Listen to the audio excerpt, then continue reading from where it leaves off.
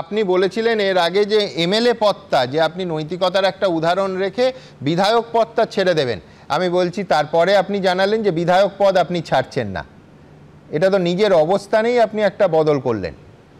আমি বিধায়ক পদ 17 তারিখে ছেড়ে দেবো বলেছিলাম। 17 তারিখে বিধানসভায় একটা স্ট্যান্ডিং কমিটি, একটা না দুটো, আমি পাওয়ার কমিটিতে আছি, যেখানে মেটিয়াবুরুজের এমএলএ আব্দুল খালেক মোল্লা চেয়ারম্যান পাওয়ারে, আর আমি আছি পিএলডি চেয়ারম্যান। পিএলডিতে 20 জন মেম্বার, পাওয়ারে 15 জন মেম্বার নিয়ে পাওয়ার কমিটি, আর 20 জন মেম্বার নিয়ে আমার পিএলডি কমিটি। আর একটা বড় কমিটি আছে পাবলিক অ্যাকাউন্ট কমিটি, যেখানে ওই সুমন কাঞ্জিলাল চেয়ারম্যান আছে আলিপুরদুয়ারের।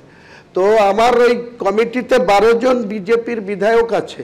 আমি ওই দিনকে মিটিং করে তারপরেই দুপুরের পরে আমার বিধায়ক পদ আমি মাননীয় স্পিকার সাহেবের ঘরে গিয়ে রিজাইন করে দিতাম।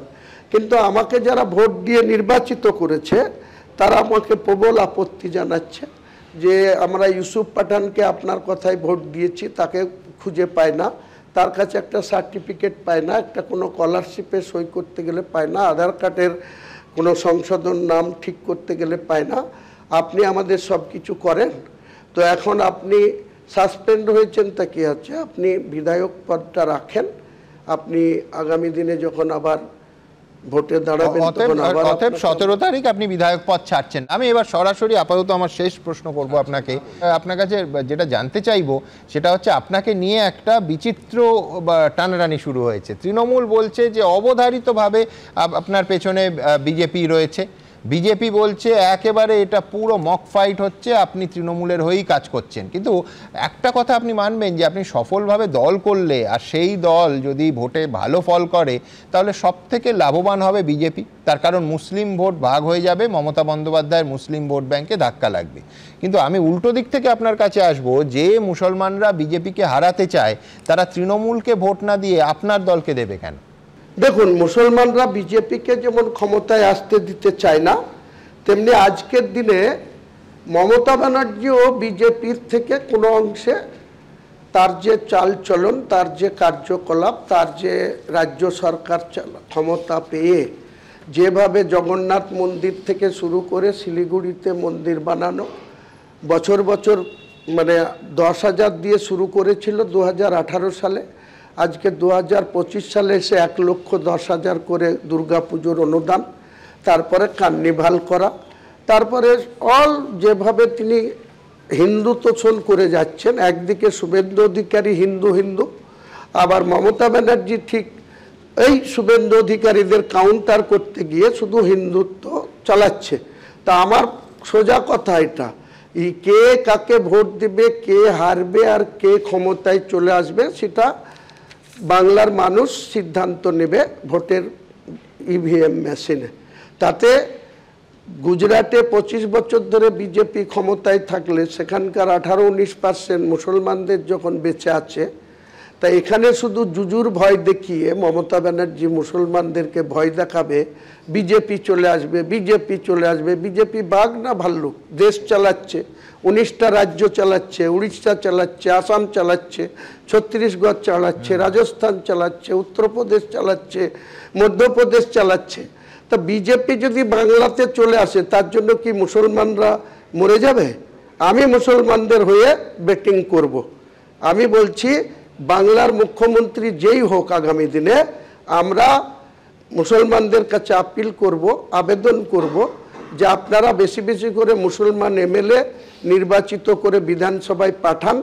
আমি নিজে বিরোধী দলের নেতৃত্ব দেব এবং মুখ্যমন্ত্রী যিনি হন তার কাছে বাংলার সহ মুর্শিদাবাদের উন্নয়ন, মানে গোষ্ঠীগতভাবে আপনি কিং মেকার হতে চাইছেন। আমি বলছি খুব ইন্টারেস্টিং, তার কারণ আপনি তো এর আগে বলেই দিয়েছেন যে ডিরেক্ট বিজেপির মুখ্যমন্ত্রী এলে তাকে ওয়েলকাম করবেন।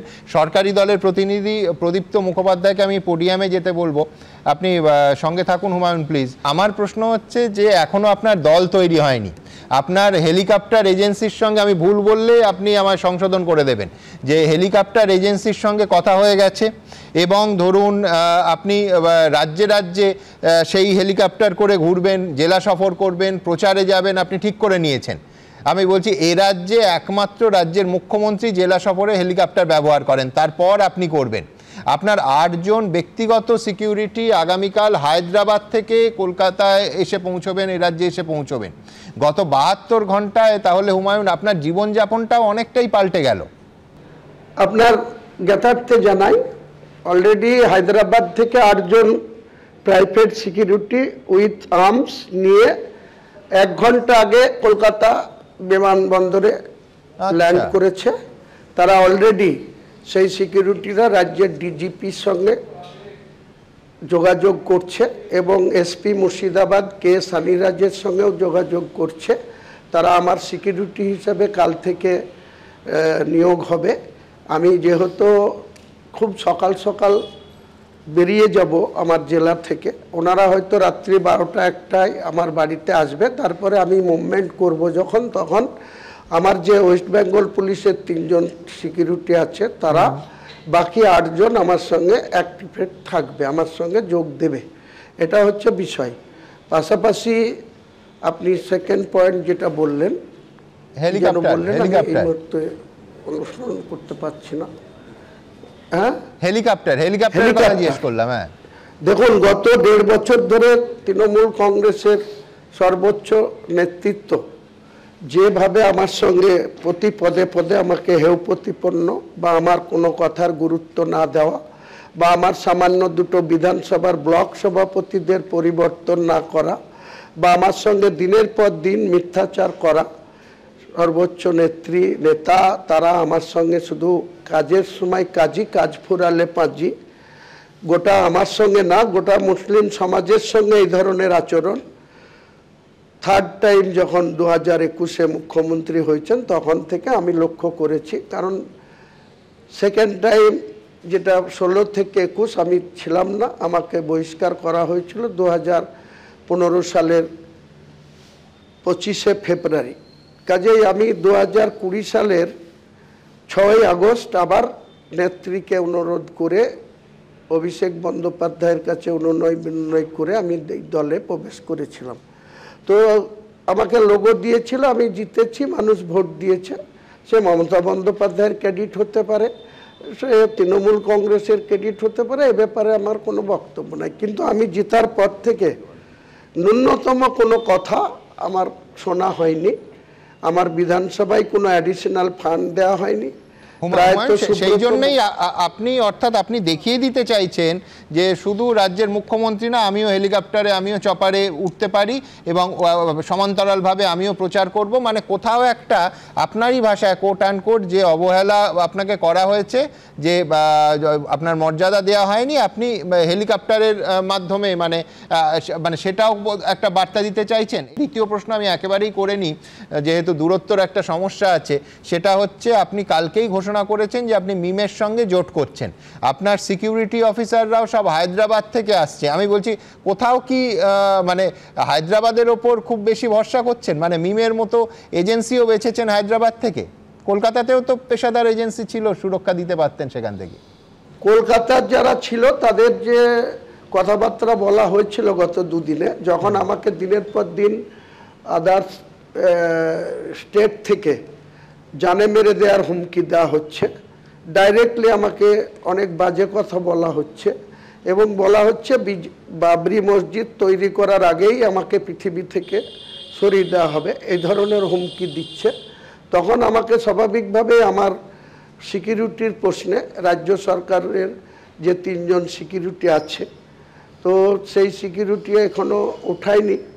আমি নিশ্চয়ই রাজ্য সরকারের কাছে কৃতজ্ঞতা জানাবো মুখ্যমন্ত্রীকে বা পুলিশ মন্ত্রী হিসাবে, যেহেতু আমার সিকিউরিটি উদ্যোগ হয়নি।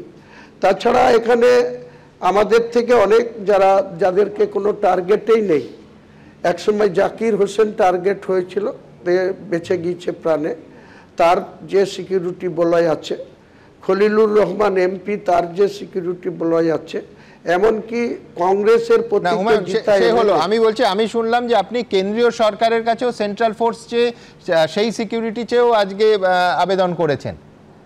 আপনি কি কেন্দ্রীয় বাহিনী চেয়েও আবেদন করেছেন নিরাপত্তার জন্য? আছে, লাইভ থ্রেড আছে, তো সেই হিসাবে আমাকে আমার বেঁচে থাকতে হবে। উপরওয়ালা বাঁচাবে, উপরওয়ালা যদি আমাকে টেনে নেয় বা আমার ইন্তেকাল হয়, আমি হাসি মুখে সেই মৃত্যু বরণ না না, করব। অবশ্যই আপনি সুস্থভাবে, আমরা প্রত্যেকে চাই আপনি সুস্থভাবে বেঁচে পড়তে থাকুন। কিন্তু আমার প্রশ্ন হুমায়ুন, আপনি কি কেন্দ্রীয় সরকারের কাছেও আবেদন করেছেন সিকিউরিটির জন্য, সেন্ট্রাল ফোর্সের সিকিউরিটির জন্য? না, আবেদনে কোনো করিনি, মৌখিকভাবে বলা হয়েছিল, কিন্তু ওনারা বলেছে, কোনো একজন মুর্শিদাবাদ জেলার পুলিশ আধিকারিক বলেছে যে আইবি দিয়ে আপনার ব্যাপারটা দেখা হচ্ছে, আইবি যদি সঠিক রিপোর্ট থাকে তাহলে আপনার সিকিউরিটির ব্যবস্থা করা হবে। তা বলেছি ঠিক আছে, আপনারা দেখুন, ওনাদের উপরে আমার ভরসা আছে, আস্থা আছে, ওনারা এবিপি আনন্দ, এগিয়ে থাকে, এগিয়ে রাখে।